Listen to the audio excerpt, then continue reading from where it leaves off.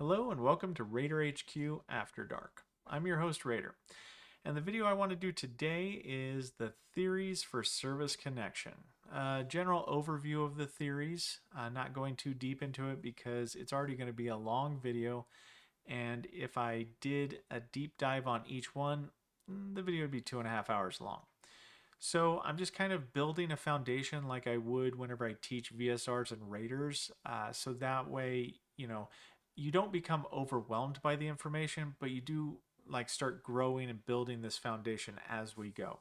So it might take a few videos in until you guys are fully fledged Raiders, but we're trying to get you there. So let me go ahead and share my screen. And it's just as I said, theories for service connection, and it's going to be a PowerPoint, so buckle in for absolute excitement. So, what is a theory for service connection?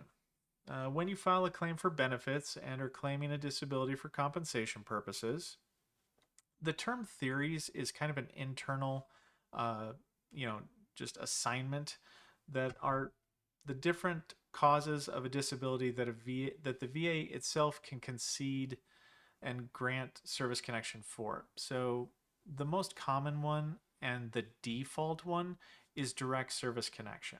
So it's just think I'll give a list of each one, but not all theories have the same likelihood or probability of success when it comes to granting service connection. The best example of this is direct service connection requires a lot more evidence than, say, presumptive service connection. Theories for service connection can be explicitly or implicitly applied, and they are typically determined by the veteran at the time of claim submission. And what I mean by that is you can say, my sleep apnea is secondary to my PTSD. That's you explicitly state the what the primary condition is or how you're linking the thing that you're claiming to service. Or we have the implicit process, which is for the rater to assign, to go back and review to see if there are potentially other theories of service connection that could apply. And the reason why is because not all the veteran community are legal scholars. So it falls under our duty to assist to raise any potential theories for service connection to issue, when you file a claim. And a little bit more on that is that we typically only raise implicit theories when all the potential theories that you claimed are going to be denied. So it's kind of a Hail Mary situation. And you'll see a lot of the times that, when you get deferred back, it's for a new exam. Sometimes that's because, the theories that you have, attempted for would be normally denied, but we're going to go back and give it a full run. We're going to take a run at all the theories that we could humanly do. So let's move forward. All right, so what are the theories? So, like I said beforehand, we've got direct theory, we have the secondary theory. So, my left arm is secondary to my right arm. We have aggravation, and I put pre existing here. There is another type of aggravation, but I kind of want to save that for whenever we do the full aggravation video. We have 1151 theory of service connection, and this is an uncommon one. And I'll go into detail about it, but it might as well be a unicorn. It's very rare. And then we have TERA, which is toxic exposure risk activities. This is the newest theory that was added with the PACT Act, and that was on 8/10/2022. And because this is a new theory, it hasn't really solidified in what they want it to be. So there's a lot of change going on with this theory in that they keep rewriting. We've had 6 revisions to the TERA PACT Act SOP so far. So we're not quite done. The rest of these theories are pretty much locked in.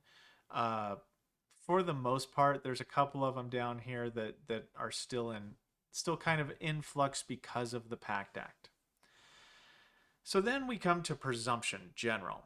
And presumption general, think of this like you would for Agent Orange exposure presumption or Camp Lejeune. These are well established location based presumptive conditions. And then we have presumptive chronic disabilities, which is a form of this general presumption, but it's so unique that I kind of separated it out. Yeah. This is one of the, if you were to take any of the theories on this list, the 1151 and the presumptive chronic disability are the least understood theories by both the veteran community and the V.S.C. So your VSR, your rater, your authorizer. The majority of staff members do not fully understand these two to begin with. And I'll go into detail on what the chronic disabilities look like moving forward and then in their own separate video. Now I put quotation marks around presumptive for the MUCMEs under 38 CFR 3.317 because they're the only presumptive theory that has a medical opinion. So even though it is, it does have conditions that are presumptive for it, they still require a medical opinion because the MUCMEs they're a presumptive, a diagnosis based upon exclusion. So you have to have like, I have no clue why you have your migraines. Okay, then technically it could be granted under the presumptive MUCME. If you know a cause to your to your migraines, then it can't be granted under this theory. And then the final theory is presumptive under fine particulate matter / burn pits under 38 CFR 3.320. Now this one also was influenced by the PACT Act, and they added in the burn pits under the presumption, and then they added a whole bunch of conditions listed under 38 CFR 3.320. So let's go ahead and move forward here. And we start with the direct theory. Now, the 38 CFR that's associated with how we service connect for direct is 38 CFR 3.320. And this is going to be your default theory. If on your 526EZ, you do not tell me why you like what theory you're going to use, we default to the direct. Okay? If you intended to claim it secondary but you don't actually tell us, you're getting a direct. The evidentiary requirements to grant for the direct theory is that you either have to have a credible lay statement starting out, so I have knee pain, or you have a diagnosis of left knee, like patellofemoral pain syndrome. But either way, the medical evidence shows at the end of the day, after you've had your exam, that you have a chronic disability. You can start out by saying, I have knee pain, but by the end of it, you have to have a disability diagnosed in order for us to grant. So that's element 1 for this context. Element 2 is for direct service connection is the in-service event, treatment, diagnosis, or leading to a chronic disability in service. So this is going to be kind of confusing because sometimes you can have it to where, oh, in service I hit my knee, but it got better. I didn't get a permanent disability from that injury in service. Sometimes what happens is you get denied because of the fact that they think that your injury in service wasn't severe enough to result in a chronic disability. It's kind of a weird thing, but we have to consider it whenever we're reviewing, your evidence. You have to make sure that, especially on a private DBQ, you want to make sure that the examiner that is examining you discusses that I believe not only that the injury in service and the condition today are related, but that the injury in service could have resulted in a permanent disability that is what we're dealing with today. So I know that that's kind of weird, but it's one of those things where a lot of people get denied for the examiner not believing that your injury in service was severe enough to cause a chronic disability. And then the third element in order to get granted is a medical link between element 1 and element 2. So I believe that element 1 caused element 2. And then let's go ahead and move forward. This is the secondary theory of service connection. And this is primarily governed by 38 CFR 3.310. You'll notice here I have a little star, but keep that in mind every time I have a star. I said it in the elements video, but element 2 changes depending on what theory of service connection that you're dealing with. So in order to get secondary theory granted, a credible lay statement of symptoms or current diagnosis showing a chronic disability. And then for this one, you need a service-connected primary condition that is found to be causing the claimed disability. So you need, for element 2, I'll use the knee situation. Your left knee's service-connected, right, for patellofemoral pain syndrome. You favored it for a number of years, so it has actually caused you to overuse your right knee that now has its own disability. That would be, you would claim this, your right knee is secondary to your service-connected left knee. So in the element 2 or in-service event this time is the fact that you have a service-connected disability causing another disability.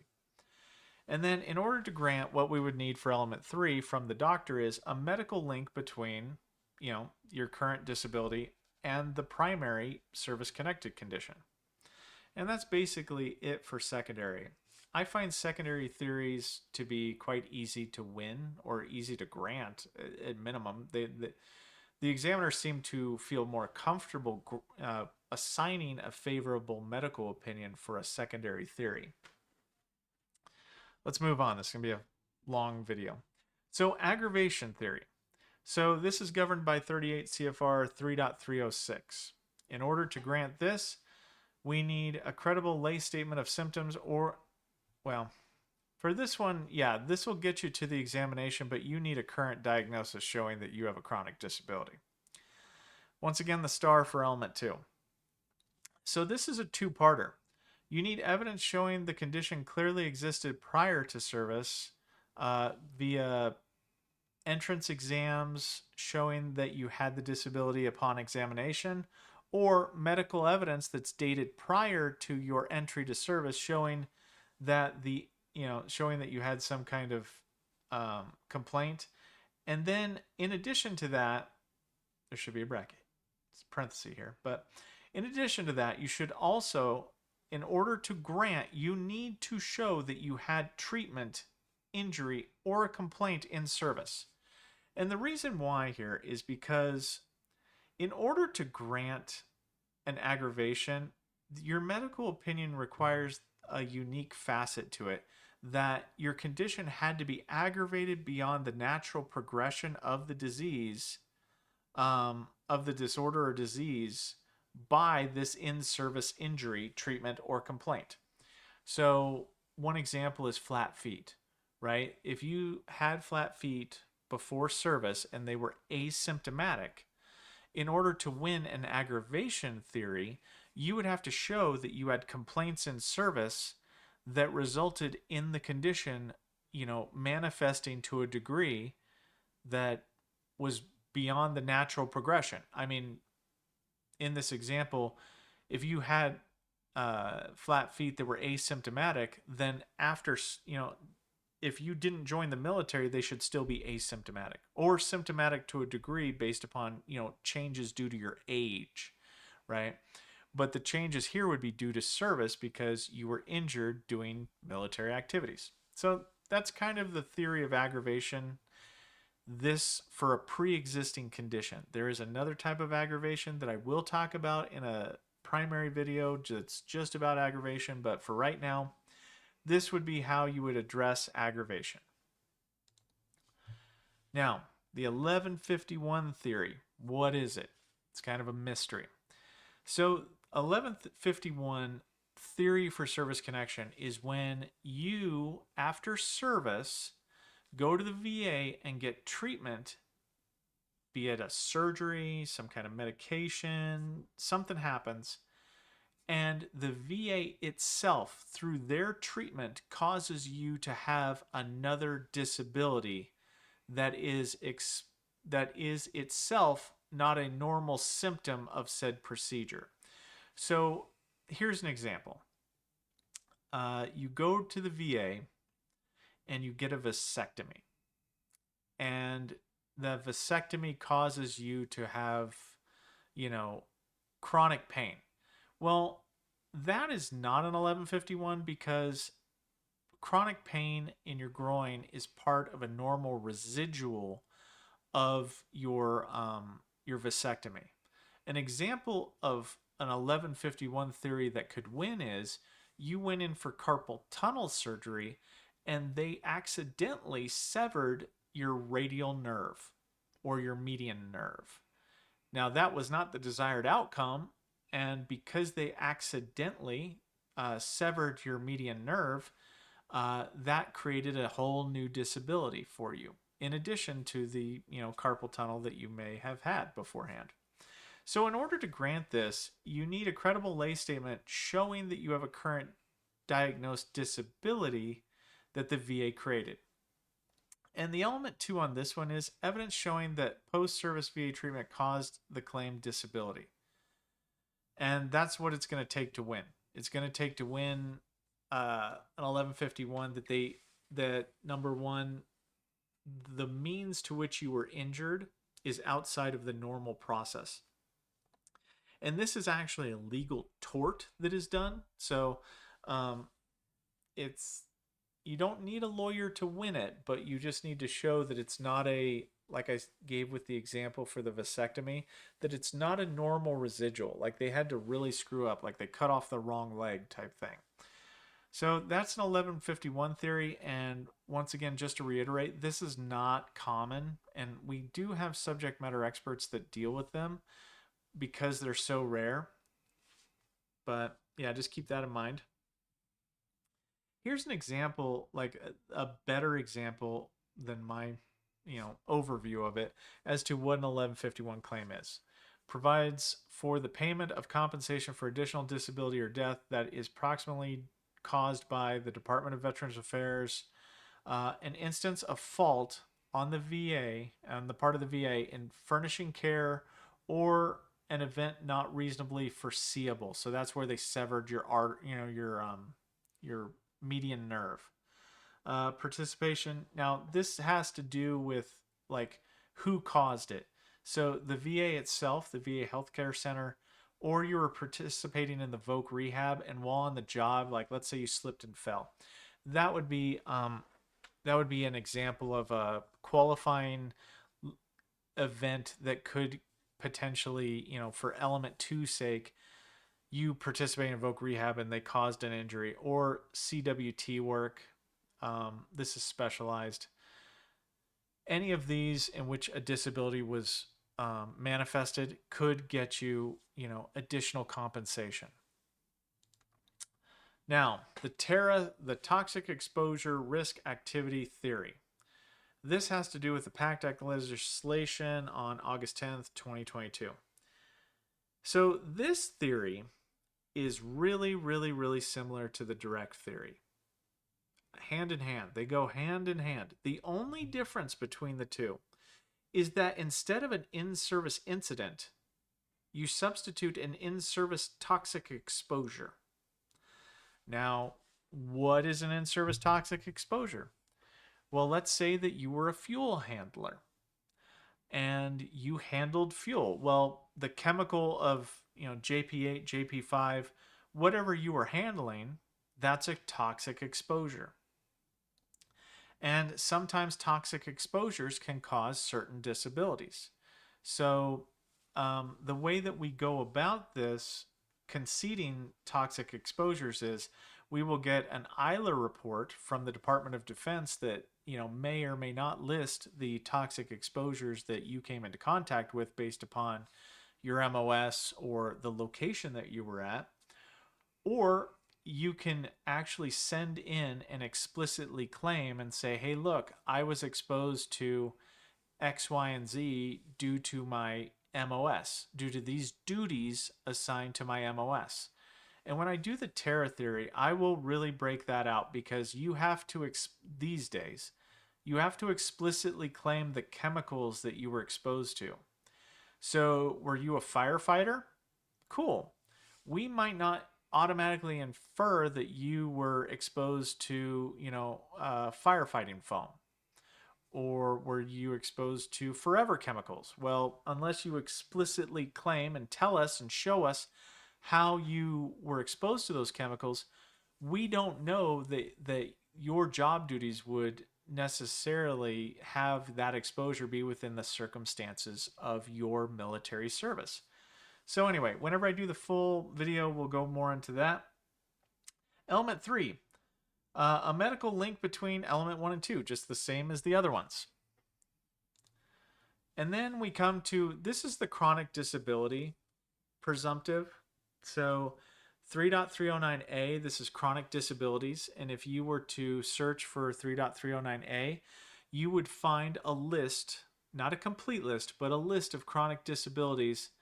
And the reason why I separated these out is because they're special. So an example of a 3.309A condition is arthritis. And the reason why it's special is because once you're diagnosed with it, it's special for two reasons.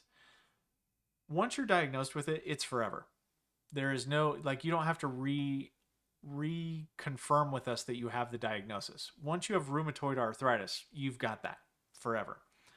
So once it's diagnosed forever. So that's the first thing. And then the second thing is, this is one of the few conditions, the few theories that you can have no evidence in service showing that you were ever treated for this, as long as you were diagnosed within a certain period of time after service. There's a window of time that if you were diagnosed within 1 year, sometimes longer, after service, we'll still give it to you. So if you were diagnosed with rheumatoid arthritis 6 months after service, but never had it in service, you could get it granted with this theory. So the theories behave really weirdly. So sometimes you might be trying for direct, but that might not be the best theory for you to approach, because you could more easily be granted if you apply the correct theory. So yes, you have this window of time that if diagnosed within that window of time, you can get it service connected. And then just for this one, a medical link between 1 and 2, this has to do with the time frame that you were diagnosed with, and this has to do with the fact that you were diagnosed with it. All right, moving on. Presumptive general. So these are going to be your element, your Agent Oranges, your Camp Lejeune, your radiation exposure, type presumptive theories. And for this one, you need to have a credible lay statement or symptom of a current diagnosis showing a chronic but qualifying condition. So this is different. Presumptive conditions that are presumptive to, let's say, locations or certain types of service, there are certain conditions on it that are automatically conceded. Like Agent Orange is the easiest one to think about. I was in, Vietnam, and I was exposed to Agent Orange, and I have diabetes, right? That would be something that would be granted because you have the condition that's on the list for the 3.309 list, specific to what type of presumption you're going for. And the little star here shows that service is served in a qualifying location during a conceded period of time. Now, this is important too, because sometimes people served in a qualifying location, but they weren't within the window of having the presumption. Unfortunately, the rater's going to, cry foul and not give it. Now, presumptive conditions are not determined service connected by the examiner in all, how it is in all the other cases, all the other theories. Presumptive theories are determined by the rater based upon a review of the evidence and determining whether or not you, in fact, have a qualifying condition and you had qualifying service in a location during a period of time that meets qualification. Then, if you have those things, then the rater will go, bingo, you got it. All right, moving on. Oh man, we're at 25 minutes already. Okay, presumptive due to fine particulate matter and or burn pits. Now, historically, this has been around for some time. Under the fine particulate matter, you will find this under 38 CFR 3.320. And the burn pit portion got added as part of the PACT Act law. So it got piggybacked on top of this CFR right here. And because of this, you can potentially get an earlier effective date due to the liberalizing law. But we'll go into that more in effective date videos and more into that when we talk about the 38 the fine particulate matter video. Now, the evidence required to grant, okay, so this is like similar to the normal presumptives. You need either a credible lay statement or diagnosis showing a qualifying condition. Only certain conditions do qualify under this, and then you have to show service in and during a qualifying period of time to a specific location. These are location based, like you had to be in Southwest Asia or for these ones. And then this is another one where the rater is going to determine whether or not you meet criteria to be granted under this theory. Now, why is this important? Well, sometimes people claim, like, hey, look, I've got allergies and I want to claim it direct. Well, if you went to Southwest Asia, I'm going to try to grant you under this theory right here. Because it's allergic rhinitis is a presumptive under 3.320. So sometimes you don't know that. And sometimes the duty to assist makes us have to kind of weigh in on that. All right. 38 CFR 3.317. Presumption, and I'm doing air quotes here, under the multi-symptom unexplained medical illness theory of service connection. Okay, so this one's kind of a unicorn. This is one of the ones where it's a theory of exclusion. If you have no understanding of what's causing your wrist pain, because joint pain can be one of the qualifying conditions under the MUCMI grant.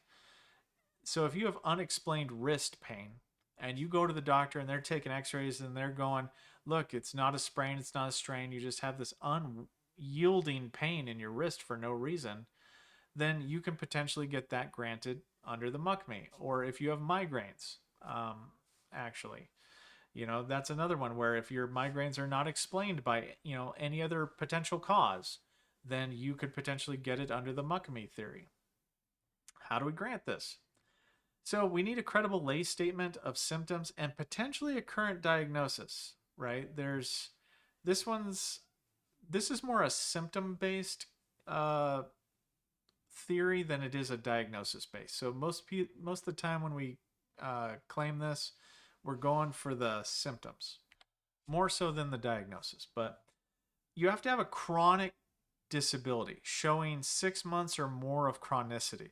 So you can't it can't be like I had the flu, it passed in 3 days. These are for unexplained conditions that are persistent, lasting more than 6 months. That is a requirement for this theory. And you had to have service in the same qualifying Southwest Asia during the conceded period of time. So Iraq, the Gulf of Oman, there's an entire list of all the locations that are accepted for this type of theory and also for the 3.320 theory. And then this is going to be actually one that's determined by the rater, and I didn't write this out because I didn't have enough room, but this is one of the very few presumptive conditions that has actually a medical opinion. So it's actually going to have a medical opinion that goes along with this, that the rater's going to make their determination. So, in the medical opinion says, is it medically? There's 4 questions that the examiner will ask, and I'll go more into this whenever I do the MUCMI individual video. Is that there's 4 questions that the examiner is asked, and based upon their medical interpretation of all the evidence, uh, 2 out of the 4 grant, and if they answer the other 2, we deny. So it'll be kind of up to the rater to determine whether or not the evidence syncs up with the examiner. But I'll give you a full rundown on the full video.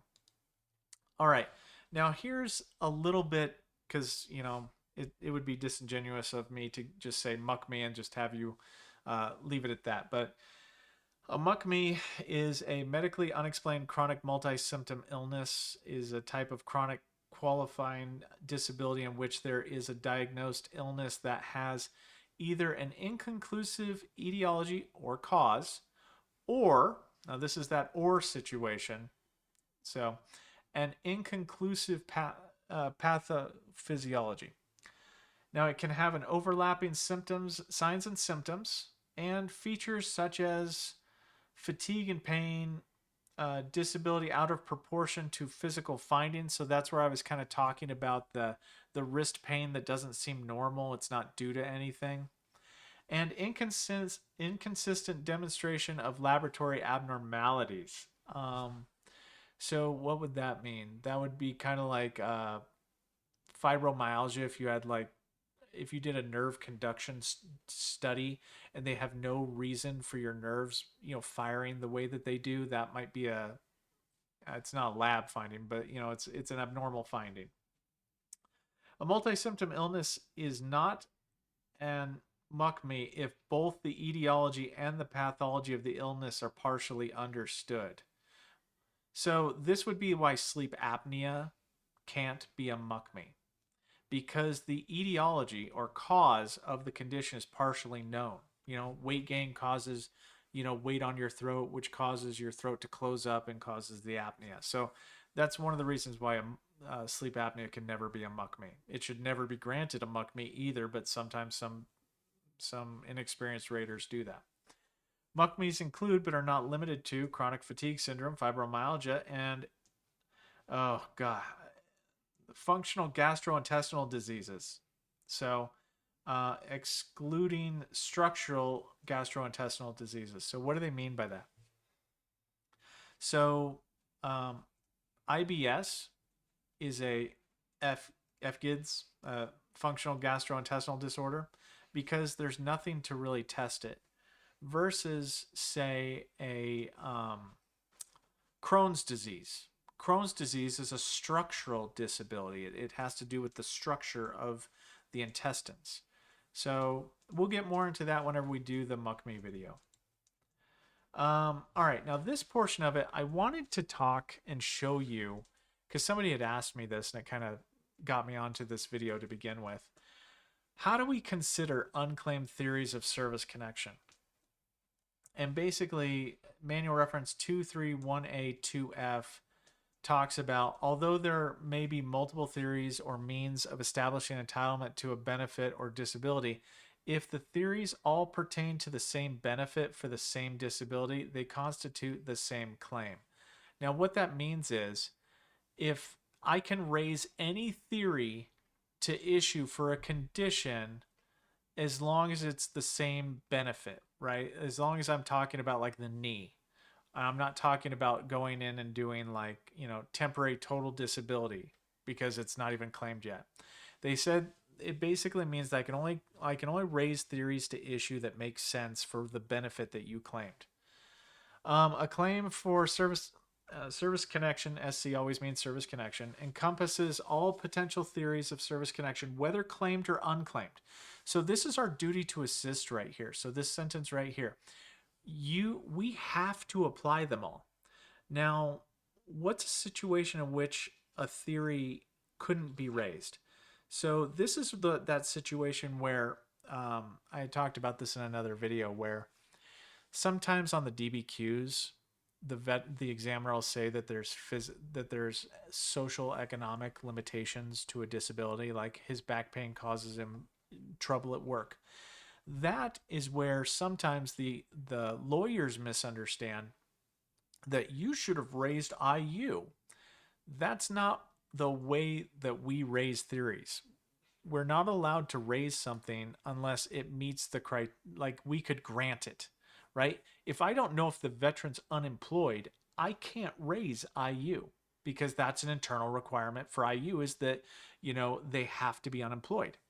So anyway, when a claimant has claims service connected for an issue, the evidence of record must be reviewed to determine the scope of that claim. All claims must be liberally read to consider other potential theories of service connection. So this is that duty to assist again. This is where when you guys get deferred and you're like, oh my gosh, they keep deferring me. I keep going from step whatever down to step 3 or whatever it is. That is because we keep having to, we can't deny you until we run out of all the theories that could potentially apply. Now, a good rater will defer back for all potential theories at that time and have them just all ruled out. Some that are not good will defer one at a time. They'll defer it back and they'll just keep deferring. And it delays the claim. And then you'll see that ping ponging where you go from, you go for an exam, you have to wait 30 days for the exam to be finished. Then it goes back to the rater. And then it ping pongs back, because they find, it was denied. So then they go, okay, well, I'm going to send you back for Terra now. So that's the way it happens. So this, I'm going to leave this manual reference in the chat, or not in the chat, in the comment or in the description of this video. So that way you guys can look this up and you can read the full, kind of read it. And it provides examples and kind of an exclusion to what it means. But I just thought I'd mention it. So, and finally, we're at the end. So here is an example of me claiming using all the theories of service connection in an example. This portion of your 526EZ is where you are supposed to tell us what are you claiming? How are you claiming it? How are you claiming this right here? So I'm going to start off with direct and I'll just walk my way down. So left knee pain. Now remember, you're always supposed to put a symptom. When you're claiming something originally, you always have to put a symptom in there. You can't put condition. And then I'm doing it direct service connection. I was treated in service. Treatment in records for pain lasting over 6 months. Now the reason why I say this, if it's true, is because for a disability to be chronic, the metric is typically 6 months. And then you should always put the date to give us an idea, if you know it, a date range for whenever it first started. Well, it first started in service, which is in 2007. Now for secondary, right knee pain with instability. Well, this should be left knee, but I messed up. But even if I said secondary to right knee, they should be able to say that it's right. Yeah, I just said right knee for some reason, but just say left knee. We'll pretend. I'll just put this over here and we'll just pretend for a minute that I just wrote left knee. And then we want to explain a little bit overuse of right knee because of favoring left knee. This should be left knee since service. My bad. I'm not going to redo the whole video for it though. And then just the date that it was done. Flat feet pain when I walk. So this was aggravation. So we clearly had flat feet upon entrance to the military. And we're saying that I further injured it while in basic training. And then aggravation, we kind of describe it, aggravation beyond its natural progression, symptomatic since injury. So this is me showing kind of like, hey, look, it was aggravated beyond its normal service or its normal disease progression. And it's been symptomatic since service. And then we just want to show, kind of like have the date of the injury that made it worse. And then right here, this is an 1151 claim, right upper extremity nerve damage, unable to move right arm. So this is the symptom. We're not saying I've got radiculopathy or anything like that because I'm not a doctor and I can't say that I've got radiculopathy. I can just say that, I've got nerve damage. I'm unable to move my right arm. I claim it as an 1151 claim. I received treatment at so-and-so VA Medical Center. Now, this is important because we have to know where the injury took place, at what VA facility. Primary surgery for carpal tunnel, severed my median nerve completely. So we're just kind of telling us what the out of normal thing that happened to you. Okay, moving on. Sleep apnea due to TERA. Sleep apnea to include persistent tiredness during the day. So we want to say this because we want to say a symptom in addition to a diagnosis. For this would get you the 30%. CPAP is not a symptom, by the way. So if you put sleep apnea with CPAP on here, you might not get an exam because you didn't provide a symptom. Claim due to tear exposures of jet fuel. My MOS duties of aircraft mechanic put me directly into contact with jet fuel. I just made that up. I was not in the Air Force and I was not an aircraft mechanic. But you should not make things up. This should be true for you. And then we just put the date of when the exposure happened in service. Tinnitus. Now, this is for 3.309A, the chronic disabilities. Tinnitus is actually a chronic disability. So if your tinnitus was diagnosed within a year of your release of active duty, so this is me saying it, I have tinnitus diagnosed by an audiologist on 9/13/2012 within a year of my release from active duty. That's what RAD means. Claimed under 38 CFR 3.309A chronic disability. I was diagnosed on 9/13/2012 and my release from active duty was, and then whatever it was. I should have put something else in here. Like, let's just say 5/13/2012. And my examples are an exercise as to why you would get this right, because if I put in the wrong dates in here, I will not get this awarded. So maybe I meant to do that. So allergic rhinitis, congestion. So this is for 3.320, the fine particulate matter / presumptive under burn pits. Started after my exposure to burn pits in 2008, and then we want this date to be after the deployment. If the date is before the deployment, you will have problems. Obviously, it has to be true, though. And then finally, migraine headaches. This is under MUCMI. This is under the multi-symptom the MUCMI. Migraine headaches lasting over 6 months. Claimed under 38 CFR 3.317. I want to say what they are. They're headaches is a lay term, so we can technically get away with saying that. Prostrating migraines with no known cause that have happened over 6 months. You know. So, and that's basically it. I didn't say, I didn't do the general presumption for like Agent Orange. I was stationed in, Vietnam.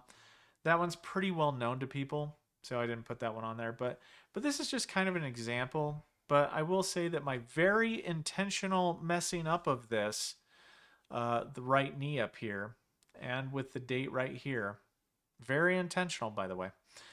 These are examples of why it's important that you have to dress, double check your things to make sure that they're dress right dress, because just missing one single word can make it to where you don't get your point across and they will not consider you, or they can just look right over it and say, okay, it's just whatever it is. So moving on, that's about all I got for you today in this video. Go ahead and do all the things, like, subscribe, but I would have taken 2 hours had I just actually taken the time needed to go over these in depth. But anyway, thank you for your continued support, and Raider out.